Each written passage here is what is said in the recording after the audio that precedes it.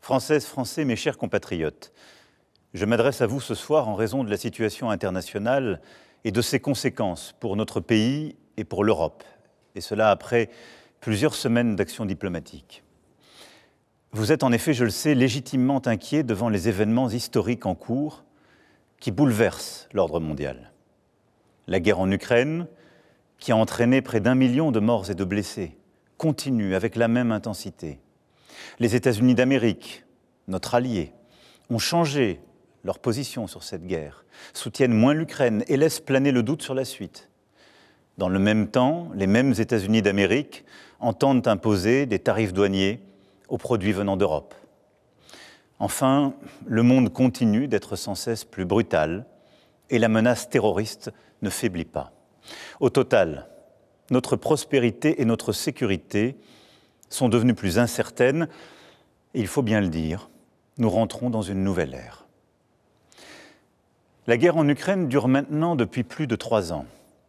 Nous avons, dès le premier jour, décidé de soutenir l'Ukraine et de sanctionner la Russie.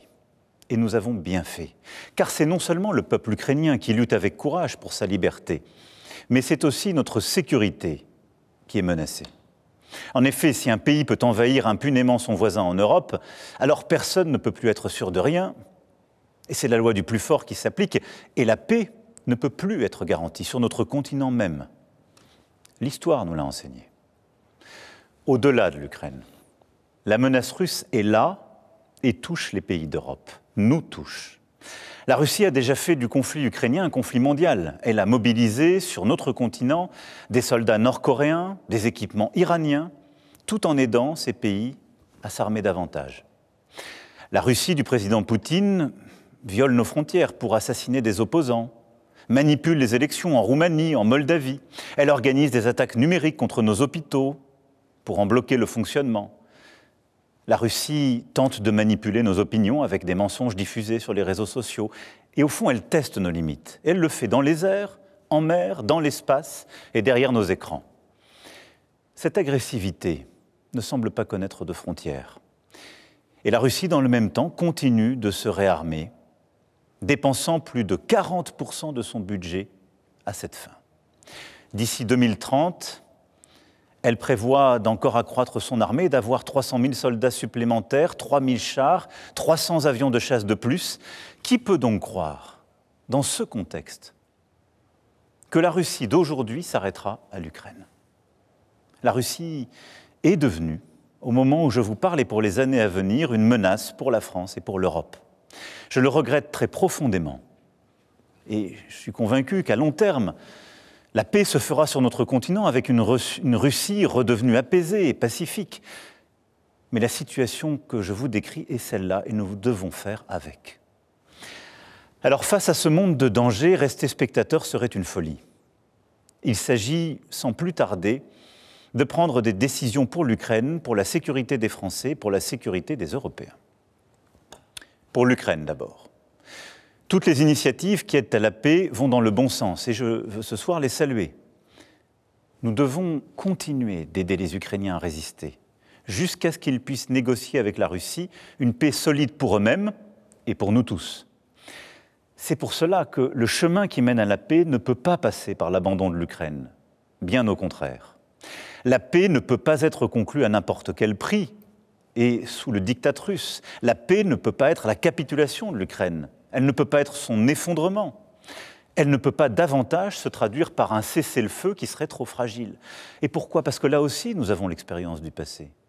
Nous ne pouvons pas oublier que la Russie a commencé d'envahir l'Ukraine dès 2014 et que nous avons alors négocié un cessez-le-feu à Minsk.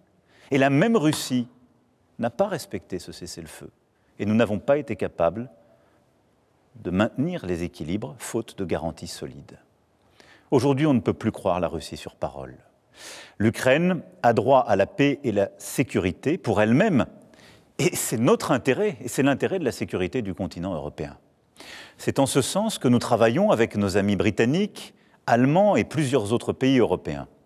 C'est pourquoi vous m'avez vu ces dernières semaines rassemblé plusieurs d'entre eux à Paris, aller les retrouver il y a quelques jours à Londres pour consolider les engagements qui sont nécessaires à l'Ukraine. Une fois la paix signée, pour que l'Ukraine ne soit pas à nouveau envahie par la Russie, il nous faut le préparer. Cela passera à coup sûr par un soutien à l'armée ukrainienne dans la durée. Cela passera aussi peut-être par le déploiement de forces européennes.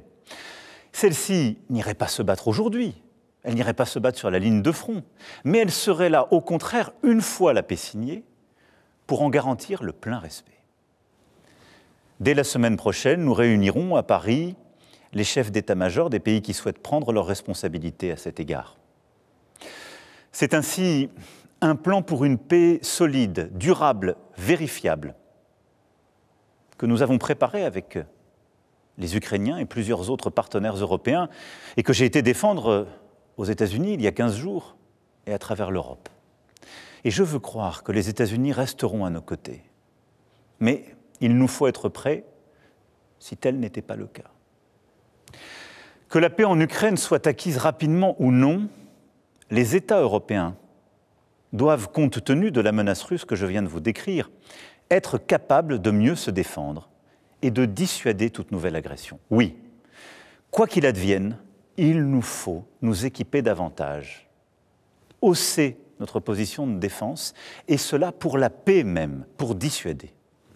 À ce titre, nous restons attachés à l'OTAN et à notre partenariat avec les États-Unis d'Amérique. Mais il nous faut faire plus, renforcer notre indépendance en matière de défense et de sécurité. L'avenir de l'Europe n'a pas à être tranché à Washington ou à Moscou. Et oui, la menace revient à l'Est. Et l'innocence, en quelque sorte, des 30 dernières années, depuis la chute du mur de Berlin, est désormais révolue. À Bruxelles demain, lors du Conseil extraordinaire qui réunira les 27 chefs d'État et de gouvernement avec la Commission et le président du Conseil, nous franchirons des pas décisifs. Plusieurs décisions seront prises que la France proposait depuis plusieurs années. Les États membres pourront accroître leurs dépenses militaires sans que cela soit pris en compte dans leur déficit. Des financements communs massifs seront décidés pour acheter et produire sur le sol européen des munitions, des chars, des armes, des équipements parmi les plus innovants. J'ai demandé au gouvernement d'être mobilisé pour que, d'une part, cela renforce nos armées le plus rapidement possible, et d'autre part, que cela accélère la réindustrialisation dans toutes nos régions. Et je réunirai, avec les ministres compétents, les industriels du secteur dans les prochains jours. L'Europe de la défense, que nous défendons depuis 8 ans, devient donc une réalité.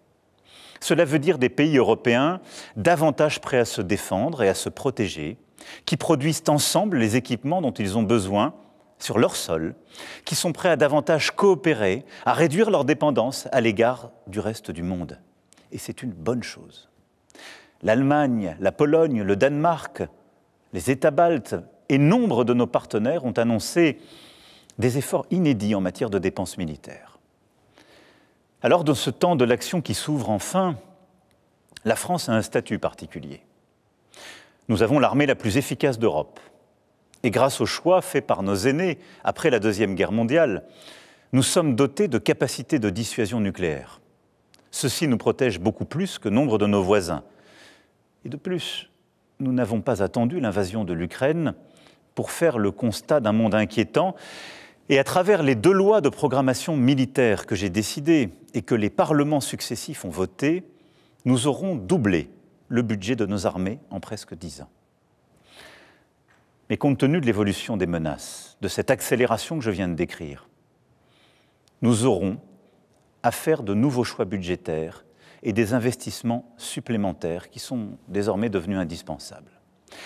J'ai demandé au gouvernement d'y travailler le plus vite possible. Ce seront de nouveaux investissements qui exigent de mobiliser des financements privés, mais aussi des financements publics, sans que les impôts ne soient augmentés. Pour cela, il faudra des réformes, des choix, du courage.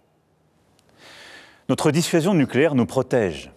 Elle est complète, souveraine, française de bout en bout.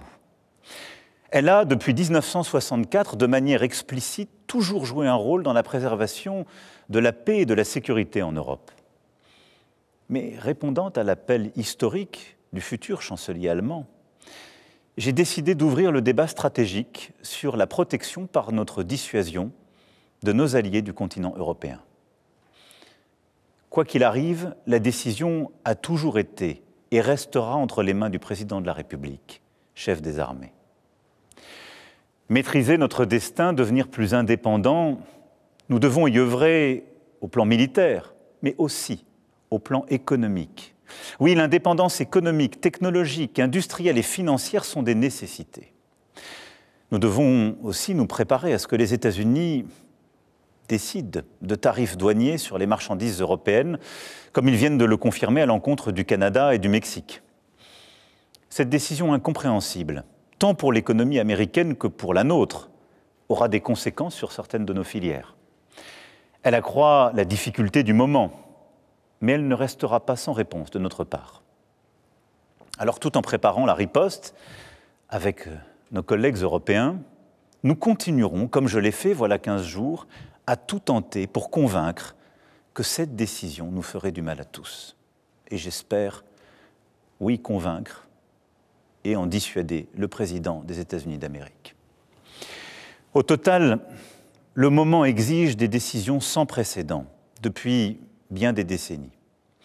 Sur notre agriculture, notre recherche, notre industrie, sur toutes nos politiques publiques, nous ne pouvons pas avoir les mêmes débats que naguère. C'est pourquoi j'ai demandé au Premier ministre et à son gouvernement, et j'invite toutes les forces politiques, économiques et syndicales du pays à leur côté, à faire des propositions à l'aune de ce nouveau contexte. Les solutions de demain ne pourront être les habitudes d'hier. Mes chers compatriotes, face à ces défis et ces changements irréversibles, il ne faut céder à aucun excès. Ni l'excès des va-t-en-guerre, ni l'excès des défaitistes. La France ne suivra qu'un cap, celui de la volonté pour la paix et la liberté, fidèle en cela à son histoire et à ses principes. Oui, c'est ce en quoi nous croyons pour notre sécurité, mais c'est ce en quoi nous croyons aussi pour défendre la démocratie, une certaine idée de la vérité, une certaine idée d'une recherche libre, du respect dans nos sociétés, une certaine idée de la liberté d'expression qui n'est pas le retour des discours de haine, au fond une certaine idée de l'humanisme. C'est cela ce que nous portons et qui se joue.